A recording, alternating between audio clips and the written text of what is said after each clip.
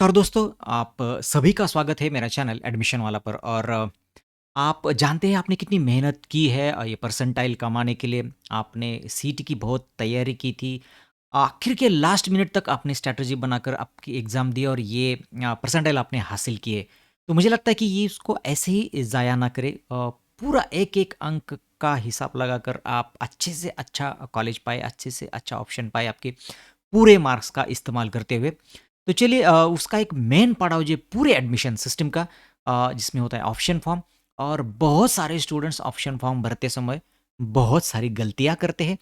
तो इस वीडियो में हम जान लेंगे कि क्या वो छोटी-छोटी गलतियाँ हैं जो आपके परसेंटाइल का पूरा कबाड़ा कर सकती है, उसको पूरा बर्बाद कर सकती है। और क्या जो वो ऑप्शन फॉर्म में गलतियाँ है वो नहीं करनी चाहिए, ताकि आपकी जो एडमिशन सिस्टम में जो आपका जो आपने ध्येय रखा है, आप वहाँ तक पहुँचे, उस कॉलेज को आप प्राप्त कर सकें। तो दोस्तों, वीडियो थोड़ा बड़ा हो जाएगा, इसके लिए मैं पहले से आपसे माफ़ी माँगता हूँ, आपसे क्षमा याचना करता हूँ। थोड़ा-सा बड़ा वीडियो ये होगा।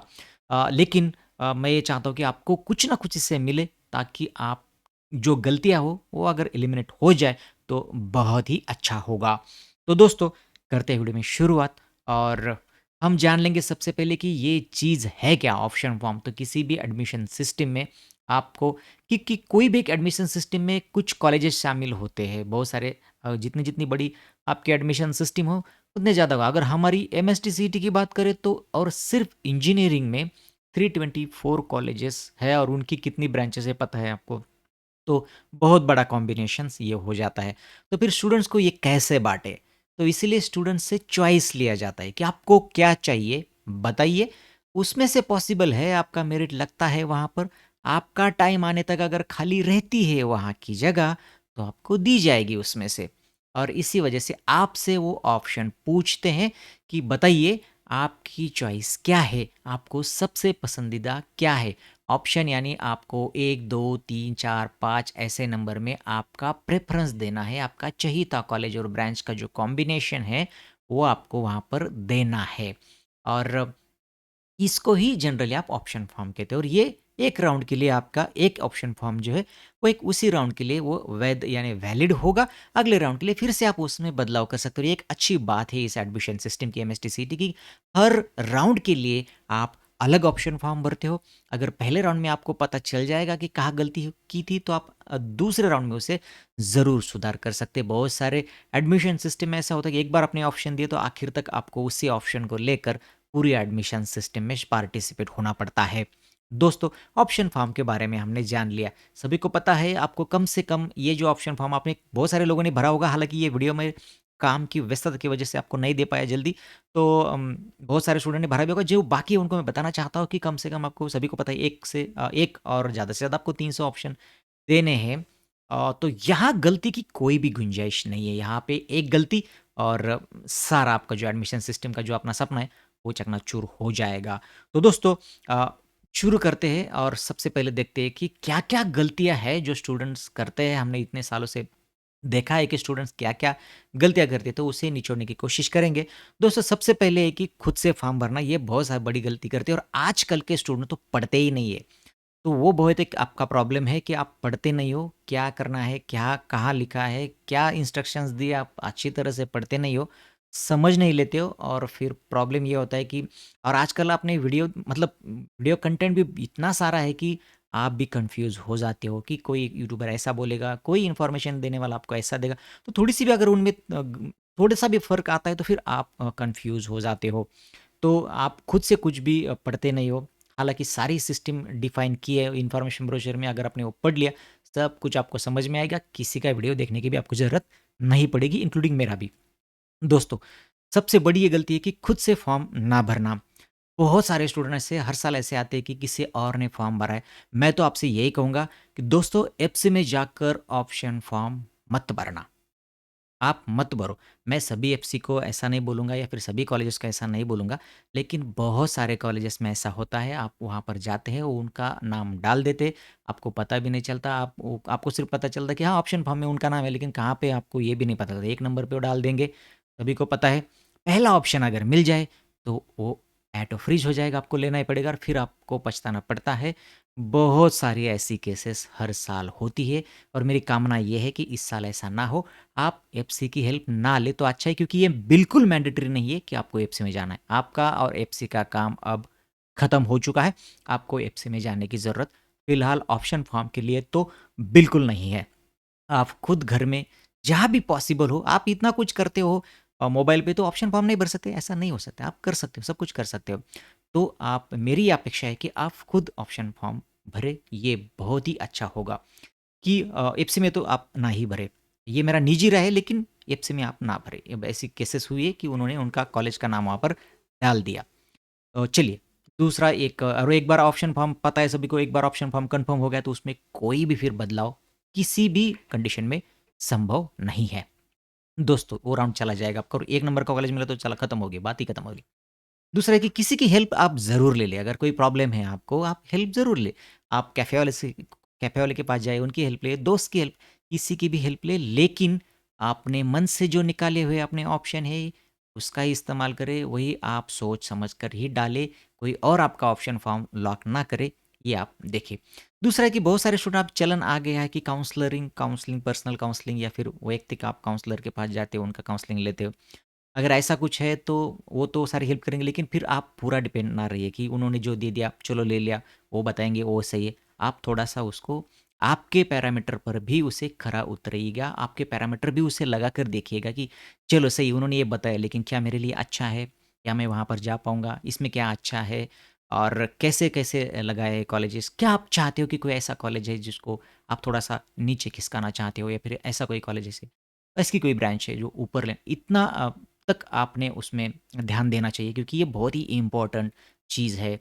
तो सब कुछ उन पर मत छोड़िएगा, समझ लीजिएगा कि ये क्या है, क्यों आपके लिए ऑप्शन निकाले, उसके पीछे का लॉजिक क्या है, तो ये पूरा समझने की कोशिश कीजिएगा।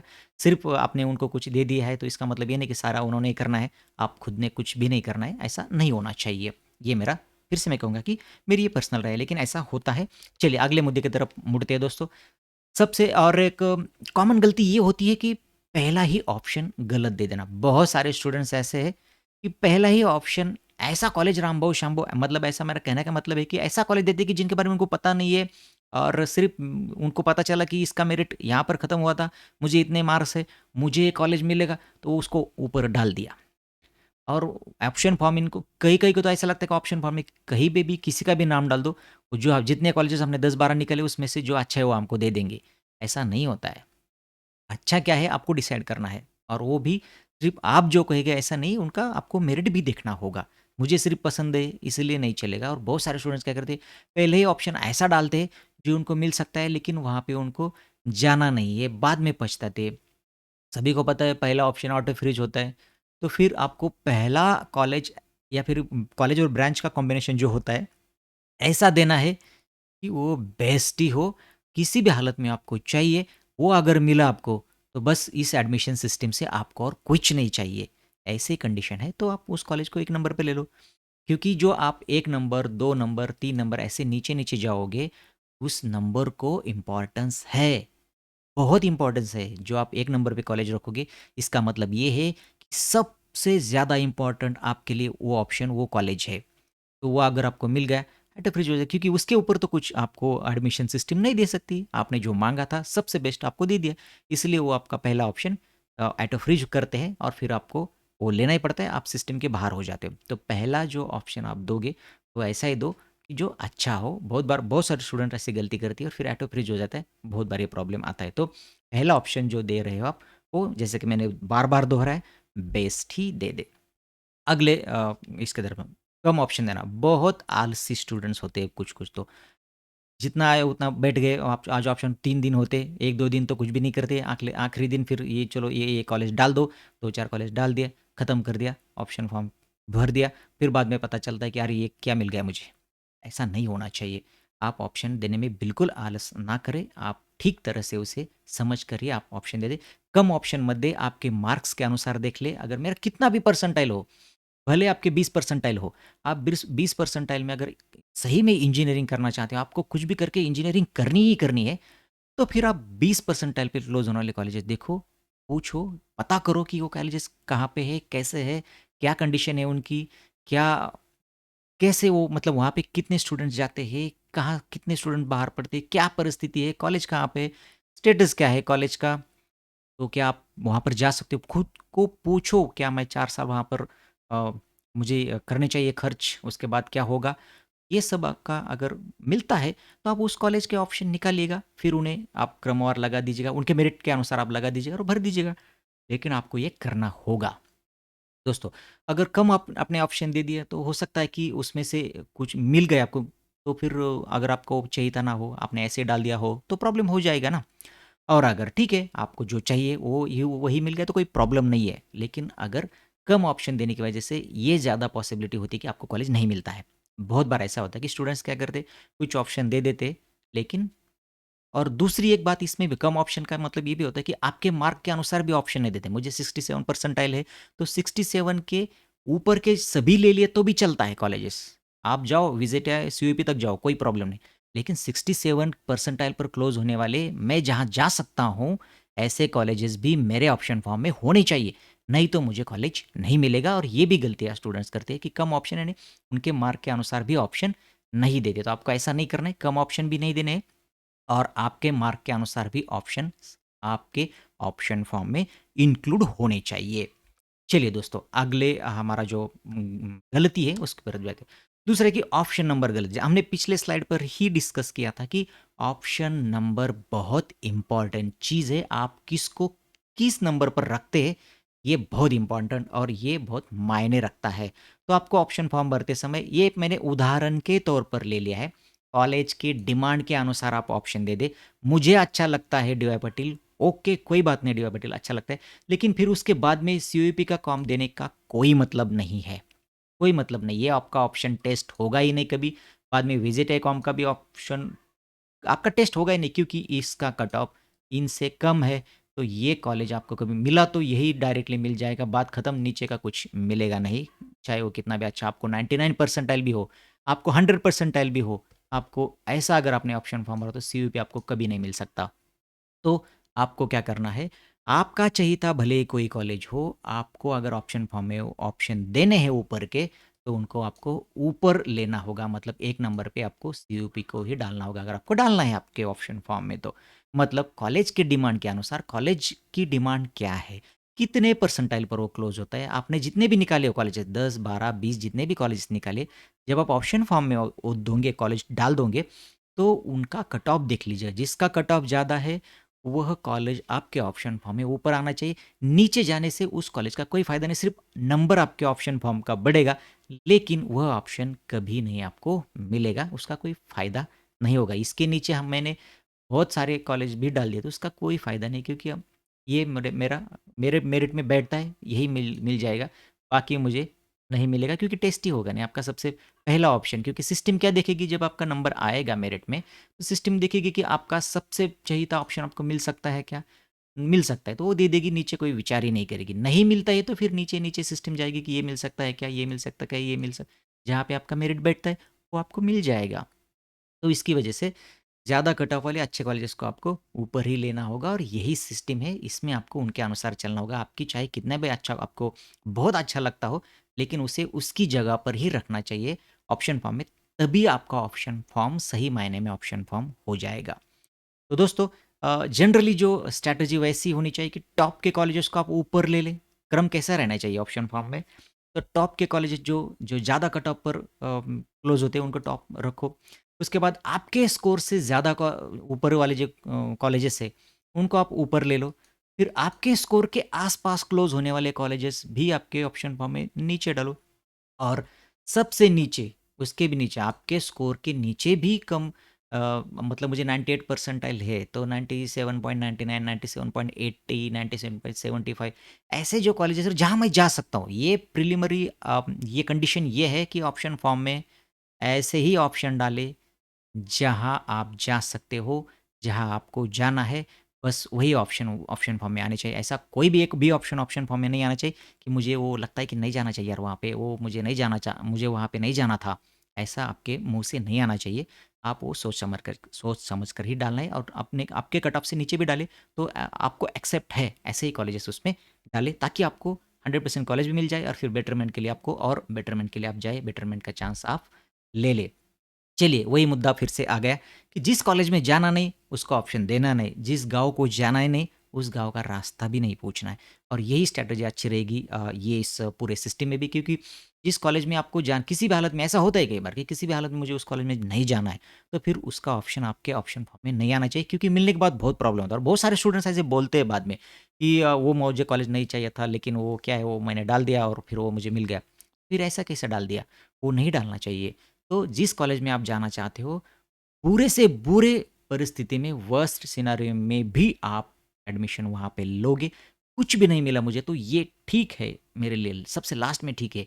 ऐसी अगर कंडीशन है तो ही आप उसे लास्ट में डाल सकते हो, नहीं तो नहीं डालना है। ऐसे जहाँ पे आपका मन नहीं करता है, जहाँ पे 100% आपको नहीं जाना है, उसको बिल्कुल भी आपके ऑप्शन में शामिल मत कीजिएगा। ऑप्शन फॉर्म की सिर्फ संख्या बढ़ाने के लिए और मिलता है कि नहीं देखने के लिए, ऐसा बिल्कुल नहीं करना है।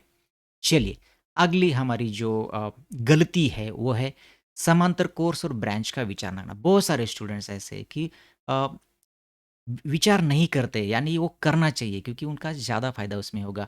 अच्छे कॉलेजेस के बहुत सारे समांतर कुछ कोर्सेस है, ब्रांच है, उसका विचार आपने ज़रूर करना चाहिए। जैसे कि कंप्यूटर के साथ आईटी का ज़रूर विचार होना चाहिए, और जो नई ब्रांच आई है कहाँ-कहाँ पे डीएस या है, उनका भी विचार आप कर सकते हैं अगर आप इंटरेस्टेड हो तो। दोस्तों, एक एग्जाम्पल के तौर पर देखते हैं, अगर मुझे कंप्यूटर में जाना है तो मैं चलो पकड़ लेता हूँ सारे colleges, computer computer computer computer computer डाल देता हूँ, सारे 10 20 50 कंप्यूटर। लेकिन क्या आपने कभी देखा है कि उस कॉलेज में दूसरी एक ब्रांच है, उसका आईटी भी लगभग उसी लेवल का है, या फिर उसके नीचे जो आपने कॉम डाला है उससे अच्छा उसका आईटी, मतलब एक हो सकता है ऐसा कि एक कॉलेज का आईटी दूसरे कॉलेज के कॉम से अच्छा है, तो वहाँ आईटी लेने में आपको कोई हर्ज नहीं होना चाहिए। अच्छे कॉलेजेस के जो समांतर ब्रांच है उनका विचार अवश्य करें, उनको एक आपके ऑप्शन फॉर्म में शामिल करो। कैसे शामिल करें? तो उसका एक उदाहरण हम देखेंगे कि समझो एक 3 बेस्ट कॉलेजेस है, तो बेस्ट कॉलेज 1 का आप कंप्यूटर डाल दिया, उसके बाद मुझे कंप्यूटर में ज़्यादा इंटरेस्टेड, मैं सेकंड नंबर पे दूसरे जो बेस्ट कॉलेज उसका कंप्यूटर डाल दिया। फिर मैंने पहले कॉलेज वाल का जो आईटी डाल दिया, अगर मुझे आईटी नहीं मिलता है तो तीसरा कॉलेज का मुझे कॉम चलेगा। फिर मैं दूसरा जो बेस्ट कॉलेज है उसका आईटी डाल रहा हूँ यहाँ पे, ताकि अगर नहीं मुझे तीसरे कॉलेज का कॉम्प मिला तो ठीक है, मुझे बेस्ट जो दूसरा कॉलेज उसका आईटी भी चलेगा। और अगर वो भी नहीं मिला मुझे, तो हाँ, मुझे पहले वाला जो सबसे बेस्ट कॉलेज है उसका डीएस एआई भी चलेगा। तो इस प्रकार से आपको आपके ऑप्शन को अरेंज करना होगा, तभी आप एक-एक स्टेप ऊपर जाओगे और बेटरमेंट में भी आपको अच्छा परफॉर्मेंस मिलेगा। आपको पता चल जाएगा कि आप कितने ऊपर जा रहे हो और कौन से कॉलेज तक आप जा सकते हो। तो ये एक था कि आप जो समांतर ब्रांच है उसका भी विचार करें दोस्तों। तो चलिए, अगले हम एक मुद्दा है, बहुत सारे स्टूडेंट्स के बारे में ये नहीं है, लेकिन उसमें एक कुछ स्टूडेंट्स ज़रूर आते हैं। तो बहुत सारे स्टूडेंट्स टीएफडब्ल्यूएस को बहुत डरते हैं, तो वो टीएफडब्ल्यूएस का ऑप्शन ही नहीं लेना चाहते। तो ऐसा कोई बात नहीं है, अगर ऐसी बहुत सारे स्टूडेंट्स की ऐसी कंडीशन होती है कि मुझे अच्छे मार्क्स है लेकिन मुझे इसी कॉलेज में जाना है। उसके कुछ अलग मायने होते हैं, उनका कोई अलग विचार होता है, उनका अलग प्लान होता है, और उन्हें भले उनको 98 परसेंटाइल हो, लेकिन उनको ऐसा एक कॉलेज जो है 85-86 को क्लोज़ होने वाला है, वहाँ पे उनका है, उनको वहीं पे जाना है। तो ऐसे स्टूडेंट्स फिर केडब्ल्यूएस का थोड़ा-सा हाई कट ऑफ होता है, लेकिन उनके लिए कोई ज़्यादा होता नहीं, उनके लिए ईज़ी होता है वहाँ पे टीडब्ल्यूएस लेना। तो टीडब्ल्यूएस का इस्तेमाल वहाँ पे करना चाहिए, फ़ीस में आपको कंसेशन मिलेगा, अगर आप जहाँ दूसरे ऐसे कैटेगरी से हो कि आपको फ़ीस में कंसेशन नहीं मिलता है। तो जहाँ पर भी आपका फ़ायदा है, उस चीज़ का फ़ायदा आपने ज़रूर उठाना चाहिए। बाकी के भी बहुत सारे ऑप्शन हैं, जैसे कि माइनॉरिटी, थोड़ी-सी बात ये, माइनॉरिटी क्या होता है, छोड़ देते हैं, लेकिन वो बहुत सारे स्टूडेंट ऐसे होते हैं कि वहाँ पर वो आते हैं और ज़्यादा कुछ डॉक्यूमेंट भी उनको नहीं देने पड़ते, सिर्फ़ एलसी पे उनका मेंशन होना चाहिए धर्म और उनका भाषिक भाषिक माइनॉरिटी है तो भाषा का उल्लेख वहाँ पे होना चाहिए, मदर टंग उनकी वो है, या फिर धर्म का उल्लेख होना चाहिए, तो वो माइनॉरिटी वाले वहाँ पर आ सकते हैं और उसका फ़ायदा ले सकते हैं। बहुत अच्छे-अच्छे माइनॉरिटी कॉलेजेस भी अपने मुंबई तो में तो बहुत सारे ऐसे देखे हैं। तो उसका फ़ायदा वो ले सकते हैं, लेकिन क्या करते हैं स्टूडेंट्स, देखते ही नहीं, चलो छोड़ कुछ तो होगा, नो, नो, नो करके आगे जाए। तो ये बात भी होती है।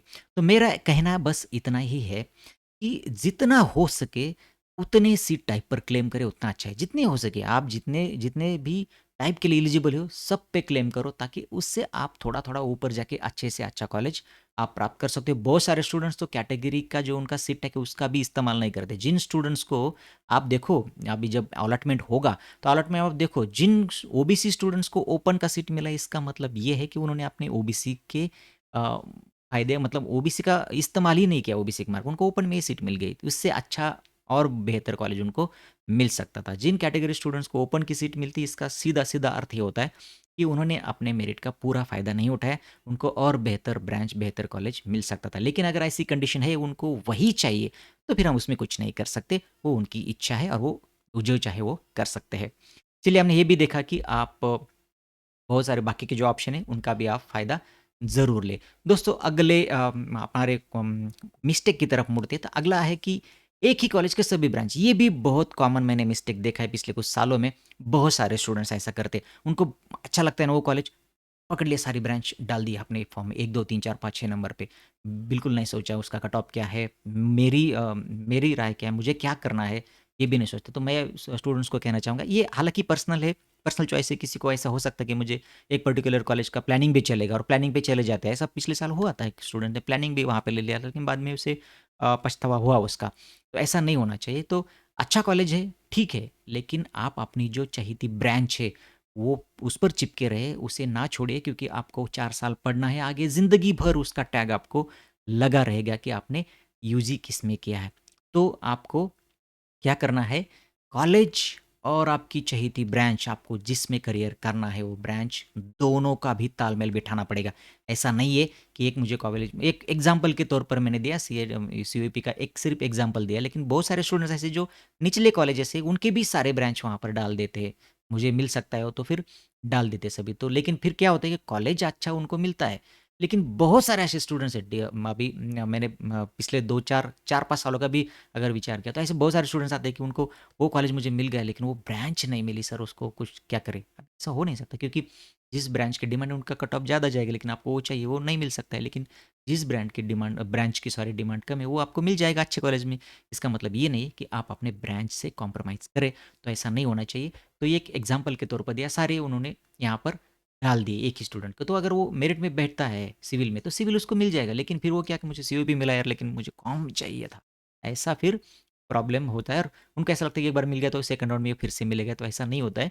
आपको एक बार मिल गया, आपका मेरिट वहाँ तक नहीं जाएगा, वो कॉलेज मिलेगा आपको, लेकिन ब्रांच वो नहीं मिलेगी। और मैं फिर से कहूँगा कि आप ब्रांच के साथ कॉम्प्रोमाइज़ ना करें। अ, वो उसके आस-पास की ब्रांच है, मतलब कंप्यूटर चाहिए लेकिन आईटी मिला है, ठीक है। लेकिन मैं तो कहूँगा कि एएनटीसी भी का भी आप विचार करें कि एएनटीसी को लेना है या नहीं लेना है, क्योंकि कॉम्प आईटी का ठीक है, एएनटीसी मैं उस ग्रुप में शामिल नहीं करता हूँ। तो चलिए, आपने ये देख लिया आपने कि अपनी चॉइस के लिए आप अच्छे कॉलेजेस, अपनी चॉइस आप अच्छे कॉलेजेस के लिए ना छोड़ें, आप उसके नीचे का बेहतर ऑप्शन ढूँढें, यही अच्छा है और ये मेरी पर्सनल राय है। चलिए, आपको अगले मिस्टेक की तरफ लेकर जाते हैं। अगला है कि बेटरमेंट के स्टूडेंट बहुत सी गलतियाँ करते हैं। बेटरमेंट पे जाते हैं, ये हालाँकि ये मुद्दा पूरा डिस्कस हम फर्स्ट राउंड के अलॉटमेंट के बाद भी करेंगे, कि बेटरमेंट के लिए गलत ऑप्शन दे देते हैं। उदाहरण के तौर पर मैंने ले लिया कि वीआईटी पुणे का कंप्यूटर उनको मिल गया है, किसी स्टूडेंट को बेटरमेंट में वो चला गया। बेटरमेंट में जब वो सेकंड राउंड का ऑप्शन फॉर्म भरता है, तो वो ऑप्शन फॉर्म ठीक है, एक उदाहरण के तौर पर मैंने ऑप्शन फॉर्म दिया, उसने ये भर दिया, ओके, ओके, ओके। अभी बीच में उसने मेक डाल दिया, मैकेनिकल। अभी क्या होता है कि सेकंड राउंड का ऑप्शन फॉर्म जब बेटरमेंट के लिए जो स्टूडेंट जाते हैं, मैं उनको बताना चाहता हूँ, आप ध्यान से सुनिएगा। जो स्टूडेंट्स बेटरमेंट के लिए जाएँगे अगले राउंड में, उनके ऑप्शन फॉर्म में डिफ़ॉल्ट जो आपको फर्स्ट राउंड में मिला है, जिसको लेकर आप बेटरमेंट के लिए गए हो, मतलब जो कॉलेज हाथ में रख कर आप बेटरमेंट के लिए गए हो, वो जो ऑप्शन है, वो आपका आपके ऑप्शन फॉर्म में सबसे लास्ट माना जाएगा। मतलब सेकंड राउंड के ऑप्शन फॉर्म में जितने भी आप ऑप्शन दे दोगी, वो सारे जो पहले आपको मिला है कॉलेज, उसके ऊपर के समझे जाएँगे। मतलब आपने 10 ऑप्शन दिए, तो 11वाँ ये वीआईटी का होगा। जैसे यहाँ पर मैंने 6 ऑप्शन दे दिए, तो 7वाँ ये ऑप्शन डिफ़ॉल्ट वीआईटी होगा, और उसके ऊपर के जो ऑप्शन है सारे बेटर माने जाएँगे इससे। मतलब वीआईटी कॉम के बेटर ही ऑप्शन माने जाएँगे, तो फिर आपको बेटर ही ऑप्शन देने चाहिए। अगर इससे अभी इसका कट ऑफ इससे कम है, तो आपको ये मिल जाएगा ईज़िली। तो इसका मतलब ये होगा कि आपको बेटरमेंट हो गई, लेकिन एक्चुअली आप गलत कर दिया आपने। बेटरमेंट हो गई और एक बार ये 6 नंबर का कॉलेज मिल गया, तो ये जो आपका कॉलेज है, ये अपने आप चला जाएगा, और फिर वालचंद मैकेनिकल आपको रहेगा सेकंड राउंड में। फिर आप वीआईटी फॉर्म फिर से माँग नहीं सकते। ऐसी कंडीशन होनी ही नहीं चाहिए कि मुझे दूसरे राउंड में जो मिला वो नहीं चाहिए, पहले राउंड में जो मिला वो चाहिए, ऐसा नहीं होता है। तो आपको ऑप्शन फॉर्म भरते समय इसका ध्यान रखना होता है। सेपरेट डिस्कशन इस पर हम विस्तार से करेंगे। दोस्तों कुछ अन्य गलतियाँ भी आप करते हैं छोटी-छोटी, कुछ जैसे कि हमने ऑलरेडी मुद्दा डिस्कस किया, बना पढ़ते ही नहीं, बिना पढ़े जो डाल दिया पता भी नहीं किसने, वो कैफ़े वाले ने डाल दिए और उसको ही कन्फर्म कर दिया, ऐसा नहीं होना चाहिए। कुछ लोग तो ऑप्शन फॉर्म कन्फर्म ही नहीं करते, सिर्फ़ भर के रखते, कन्फर्म ही नहीं करते। आपका आईडी पासवर्ड, ओटीपी डालकर आपको उसे कन्फर्म भी करना होता है, वो नहीं करते, तो वो भी नहीं होना चाहिए। कुछ लोग तो ऑप्शन फॉर्म भरना ही भूल जाते हो, तो उनका तो बात ही छोड़ दीजिएगा। अ, सिमिलर नाम वाले कॉलेजेस में ये भी एक मुद्दा है दोस्तों। उनका नाम थोड़ा-सा मैच होता है, लेकिन वो अलग-अलग शहरों में होते हैं। 2 कॉलेज हो सकते हैं, 3 कॉलेज हो सकते हैं। तो उनके नाम में भी फ़र्क कभी-कभी हम समझते नहीं और गलती से फिर डाल देते। पीसीसीबी डालना है लेकिन रावेत को ऊपर ले लिया, तो प्रॉब्लम हो जाएगा।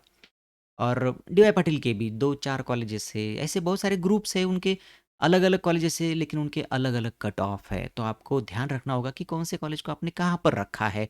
1 बार, 2 बार, 3 बार आपको चेक करना है। दूसरा बार है कि बहुत सारे ऐसे स्टूडेंट ऐसा करते हैं जिस कॉलेज के बारे में कुछ भी पता ही नहीं उनको, ऐसे कॉलेजेस भी ऑप्शन फॉर्म में डाल देते, पता ही नहीं किया उसके बारे में।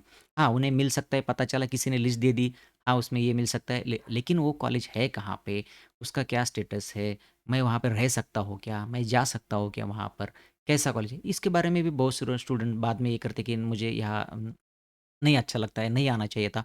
और क्या पता है आपको कि कैंसलेशन का प्रमाण भी अच्छे-अच्छे कॉलेजेस में भी हर साल 4-5 से लेकर 6-7% तक भी कैंसलेशन एडमिशन के बाद होता है। और इसके पीछे की में से ये भी एक कारण है कि उनको पहले पता नहीं था ये कॉलेज कैसा है, या फिर वहाँ यहाँ पर उसे अच्छा लगेगा या नहीं लगेगा, और भी कुछ कारण होते, बच्चे छोड़ के चले जाते हैं।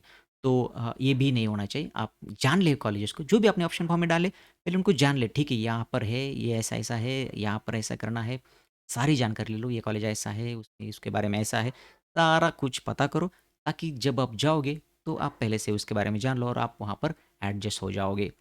दूसरा कि बिना तैयारी के ऑप्शन, बहुत सारे स्टूडेंट्स हैं, कुछ तैयारी नहीं करते, चलो ऑप्शन फॉर्म भर रहे हैं, कॉलेजेस निकाले, किसका कट ऑफ कहाँ पे पता नहीं, उसको रैंडमली डाल दिया, तो ऐसा भी करते, ऐसा नहीं होना चाहिए। उन स्टूडेंट्स को भी मैं आप मतलब उनका मैं एक विनती करूँगा कि आप प्लीज़ ऑप्शन फॉर्म ध्यान से भरिए, क्योंकि आपने बहुत मेहनत करके ये मार्क्स जितने भी हो, मेहनत करके ही आपने उसे कमाए हैं, तो उसे ज़ाया ना करें, उसका पूरा इस्तेमाल करें और एक अच्छे से अच्छा कॉलेज पाए। कुछ जाते-जाते कुछ मैं इम्पोर्टेंट बातें आपको बताना चाहता हूँ। तो दोस्तों पहला ऑप्शन मिला तो ऑटो फ्रीज हो जाएगा, आपको एडमिशन लेना ही पड़ेगा, आप कैप राउंड के बाहर हो जाओगे। पहला छोड़ के अगर दूसरा कोई ऑप्शन मिलता है, तो आपके पास बेटरमेंट का एक ऑप्शन है, या फिर आप मिली हुई जो सीट है उसे छोड़ सकते हैं, मतलब सीट एक्सेप्ट नहीं किया तो वो छोड़ जाएगी। दूसरे राउंड में आप शामिल हो सकते हो, कोई प्रॉब्लम नहीं आएगा। कम से कम हमने देखा है एक ऑप्शन, ज़्यादा से ज़्यादा 300 ऑप्शन आप दे सकते हो। ऑप्शन फॉर्म भरकर उसे कन्फर्म भी करना है। किसी भी कॉलेज का ऑप्शन देने से पहले हमने देखा उसकी फीस, बाकी की आवश्यक जानकारी इकट्ठा कर ले, फिर उसको ऑप्शन फॉर्म में शामिल करें। किसी भी घोटालाबाजी से दूर रहे, सभी को पता है। बहुत सारे ऐसे हैं कि आपको बोलेंगे मैं भर के देता हूँ, मैं ये बता के देता हूँ, हम आपको सब हेल्प करेंगे, लेकिन आप आपसे हेल्प ले लो, मैं हेल्प लेने के विरोध में नहीं हूँ, लेकिन आपको पता होना चाहिए कि मैं ये डाल रहा हूँ ऑप्शन फॉर्म में और ये डालो, इस नंबर पर ही डालना है, तो ऐसा नहीं होना चाहिए। तो चलिए दोस्तों, इस लंबे वीडियो में बस इतना ही था। फिर मिलेंगे किसी वीडियो में, नए वीडियो में। तब तक के लिए नमस्कार। आपके मन में है कोई सवाल तो पूछिएगा मुझे कमेंट्स बॉक्स में, मैं कोशिश करूँगा उनके जवाब देने की।